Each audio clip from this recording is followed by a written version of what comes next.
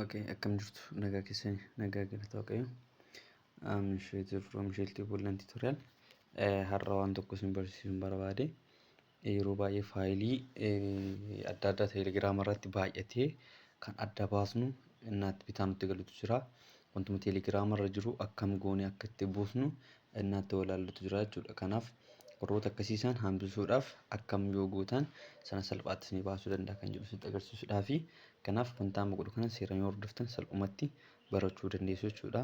Fakkeenyaaf amma silkii koorraa akkasitti appilikeeshinii nan banaa appilikeeshinii baneessan deema naannoo kana dhufeen eenyuun tuqaa teelegiraamaan tuqaa jechuudha. Teelegiraama irratti kinoo bifa kanaa si baasaa isa gara jalaa kanatti lakkoofsa 92 meseejii walii gara jiru asirratti immoo personal contact godha kun immoo groupiidha kun immoo chaanaalee ni qabudha kun walumaa galatti warroota ilaalaman agarsiisa jechuudha.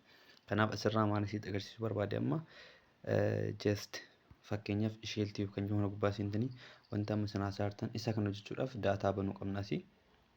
Daataa bifa kanaan hin bannaa. Daataa gaafa banne kinoo wanta jiru kana bifa kanaan nutti agarsiisa.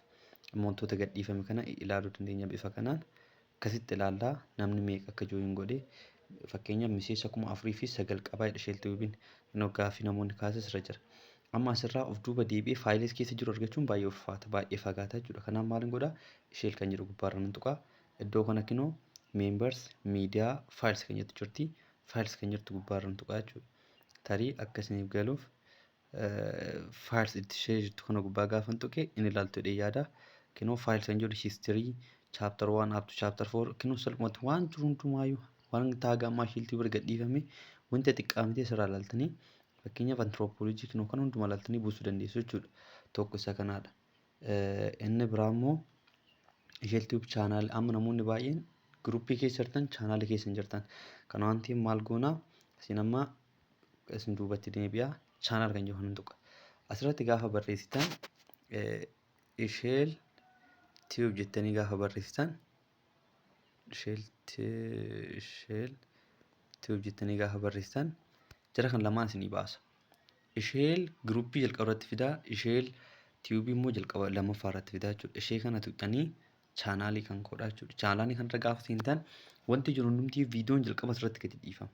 Kana waan ta'eef isa kana ilaallee amma asirraa faayilii sana isin agarsiisuu hin danda'a jechuudha. Administeeraan kan bulchiinsoonni isaa nama 4tu jira. Walii gara 2,700 asirraa ilaaluu dandeessa. Amma asirrattis faayilii ilaalaa.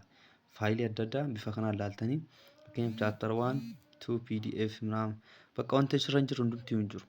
Wanti hundumtuu faayilii nu ergaa warra jettaniif kun deebii gahaa isinii taa'ee yaada waan ta'eef asumarraa ilaaltanii waan jiru hundumaayyuu buufachuu dandeessu jechuudha. Chapter 2 global wanti asirra jiru anthropology kan malaaltan asirraa buusuu immoo dandeessu. Fakkeenyaaf communicative short note English communication jechuudha.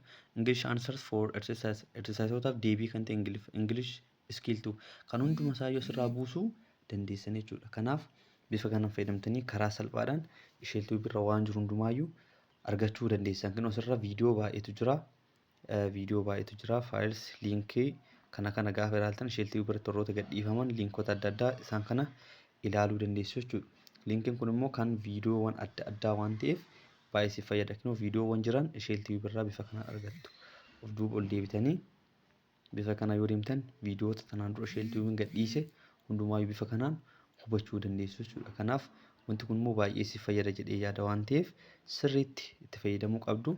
Asumarraa seentanii inni jechuu dandeessan. Inni biraa immoo kana guutanii wantoota asirraa gadhiifaman yeroo hunda argachuudhaaf subscribe gochuu isin gaafata waan ta'eef akkam subscribe goona kan jedhuuf immoo asiniin baatu yuutuubiin kinoo iddoo kana jira yuutuub kan jedhu gubbaa seentu jechuudha. Akka carraan yoonni kan koo waan ta'eef